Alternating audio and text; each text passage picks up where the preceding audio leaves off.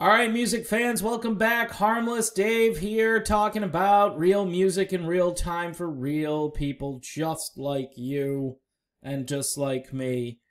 Holy crap, Batman, this new AC/DC album is good. Wow. I mean, I had a chance to listen to it from start to finish. These songs were all uploaded to Vivo. I'm not sure if they're all on YouTube yet. I imagine they might be. Probably Spotify and so forth. But man, oh man, Friday the 13th and AC/DC is back. Not quite back in black, but I gotta tell you, this record is darn close. This is definitely one of their best albums ever. It's called Power Up, and here's some backstory on it, which you've probably already read. We've obviously got Phil Rudd back, Cliff Williams back.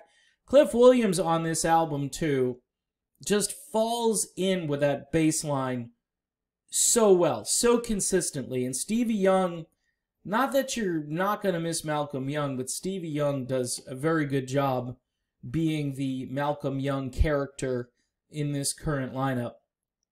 And Angus Young, and probably the late, great Malcolm Young, how the hell do you keep coming up with these riffs? It's insane how many fantastic riffs are on this record. I mean, this is riff-tastic, folks. Sorry. Brendan O'Brien, amazing producer. Mike Frazier doing the engineering and so forth. Deluxe versions and CDs and everything available. Track list. Now, I'm going to quickly go through, because there are a bunch of tracks on this. I can't play them, obviously. But I'm going to tell you, Realize opens things up. Amazing song. Amazing riffs. What you're going to notice on this album is a kind of a minimalist approach. These guys don't, like, burden you with repeating choruses too much. They don't... In other words, they've kept it to the point.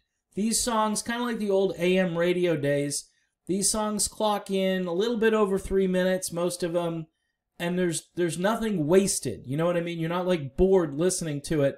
And the way the album flows, it's boom, boom, boom, just pops one after another. So Realize, and then Rejection. You think you're going to get a bunch of R songs.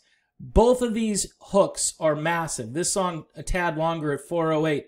Of course, Shot in the Dark, which is currently #1 on the Billboard mainstream rock charts, and deservedly so. One of their best singles in a long time. Through the Mists of Time, a little bit of a different feel to this track, but still, what I love about AC/DC is even though you expect these big hooks, big riffs, they tend to change it up a little bit on certain songs. And also, which is missing in most of today's music, to sound like the old guy yelling at the kids on the front lawn, what's missing in today's music, young man, is the blues, okay? And there are blues elements. There's a certain groove to this. There's a torque. You can feel it. These guitar riffs are just infectious.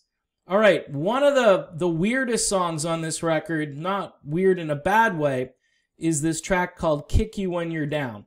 It's got this really great chorus, which will remind you something like, say, Mutt Lange, kind of like a Def Leppard thing. Of course, Mutt produced Back in Black. It reminds you of something like that. It's got a very catchy and sort of odd-sounding chorus. The vocals on this are kind of like you've got the Halloween Boys in the background, sort of, you know, creeping it up a little bit, even though it's a party. It's a party where, you know, you got skeletons hanging from the ceiling. You got, it's not your typical party. It's kind of like an Oingo Boingo Dead Man's Party. All right, and that's the way the lyrics kind of go in this track as well. Not that this sounds like Oingo Boingo. I don't even know how I reference them in this particular video, but just take that with a grain of salt. AC/DC sounding fantastic. Witch's Spell is a straight up, again, kind of a bluesy rocker. with lyrics that, again, are very captivating and interesting.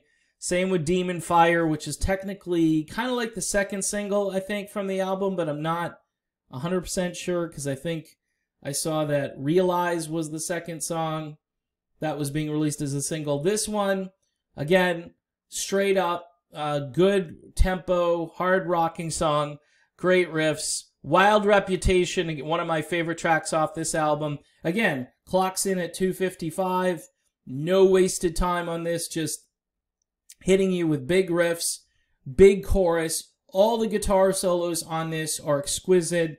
They are what you'd expect from AC/DC and Angus Young. It's just, again, you miss this kind of music when you don't get to hear it. No Man's Land, kind of a darker song, but again, straight up power rocker. I'm just going to repeat myself. Great hooks, great riffs. Systems Down, another sort of, I don't know, you could, right now with the world the way it is, this song, when I listened to it, it seemed to have like an extra meaning to it. So I really liked it. Again, fantastic riffs. Money Shot, these guys like to talk about money. 3:06 on the time on this track. Great big hooks. When you hear the opening notes to every song, you're like, oh, this is going to be killer. And it is, every single time. Code Red wraps it up. This might be the weakest song on the album, and maybe I need to listen to it again. There are times in the song I liked it a lot, but compared to the other material, it had a little bit of an incomplete vibe here and there, but maybe another listen or two, and I will be hooked on it as well as the other tracks. It doesn't end the album on a bad note or anything. It's still a great track, but compared, again, when you come up with this many songs and they're of this high caliber, I guess it's hard to maintain it for all 12 tracks. This one's still pretty close, and you may disagree with me on it. Code Red is the name of the song, and again, might dovetail nicely with the year 2020, as AC/DC drops this brand new record on Friday the 13th. A little bit spooky, but if anyone's going to do it, it's going to be these guys. So, to wrap up, I would say this might be their strongest album, and I know the catalog pretty well. I would say this is better than anything they did post, I don't know, Flick of the Switch, in that area. But then, you've had these 3 albums. You've had Rock or Bust, Black Ice, and now Power Up. These are kind of like a trilogy, and they seem to get better and better, although I kind of like Black Ice a little bit better than Rock or Bust. But I spent way more time with Black Ice. So now I'm thinking this might be the best of the 3. You're going to have to decide for yourself. I would go out and buy a physical copy. I am planning on doing that. I'm hoping to get that light up box set just to have it. To be the only one in my neighborhood at my age with the light up AC/DC box set. Yes, I'm mature for my age. But great music is great music. You should support these guys. They are one of the last real dinosaur bands roaming the earth effectively. Brian Johnson sounding perfect on this record. Perfect. An old guy who sings like he did 40 years ago.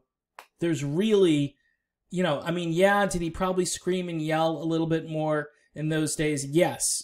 But what he's done is he's mastered the art of singing the way he needs to sing without destroying his vocal cords. So, smart man, great band, great lineup, and, out of 10 stars, 10 out of 10, folks.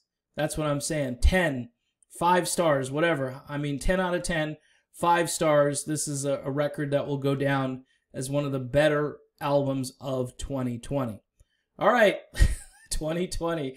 Oh, what a year. All right, thanks for tuning in. Don't forget to subscribe, hit the bell for notifications, and go listen to this album.